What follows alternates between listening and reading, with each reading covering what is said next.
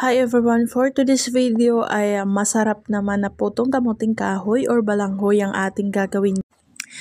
Tapos ayan, hugasan muna natin yung ating kamuting kahoy, tapos ko na siya nabalatan. Tapos gadgarin na natin, ayan.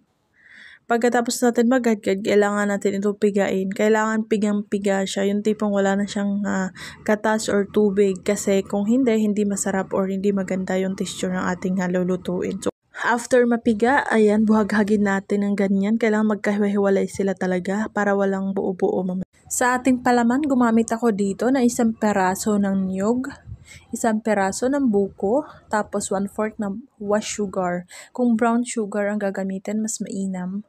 Tapos, kaya naman siya guys, merong halong buko, hindi lahat nyug, para naman hindi siya magaspang. Kasi alam naman natin na malambot ang buko kapag ipinapalaman. Or kahit nga hindi siya ipalaman, malambot talaga ang buko. Tapos, kung puro naman nyug ang ating gagamitin, magaspang naman siya guys. So, hindi siya maganda kung magaspang ang ating palaman. So, kailangan natin paghaluin para magbabalance yung linamnam ng ating nyug at ang lambot naman ng ating buko. Ayan. So, ayan guys, naglagay na ako dito ng mga dahon bawat molder para tuloy-tuloy na lang yung ating paglalatag. Paglalagay ng ating kamuting kahoy, ayan.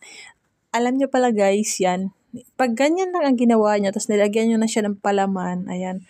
Pagkakaluto niyan, may possibility na maghiwalay yung top at saka yung base natin. Kasi, syempre, hindi sila magkadikit, no? Kasi may nakaharang na palaman sa gitna. So, ang gagawin ninyo dyan guys, ayan. Sa paglagay pa lang ng base, lalagyan nyo nandito sa gilid, yung bandang gitna, bawat gilid. Para pag inilagay ninyong palaman, ayan, yung palaman talaga nagigitna siya. Kumbaga, cover niya yung gilid, ayan. I mean yung palaman from the base hanggang dito sa may gilid, bandang gitna. Tapos, dito sa taas. Kumbaga, nasa gitna talaga yung palaman. Sa ganong paraan, hindi na maghihiwalay or hindi masisira yung inyong puto. Kasi nga, buo siya talaga. Ayan. Pagka tinaktak nyo mula dyan sa molder kapag naluto na siya, buong-buo siya talaga. Hindi siya maghihiwalay kapag ganun. So, hanggang dito na lang yung ating video, guys. Charis, hindi. I-steam pa natin to.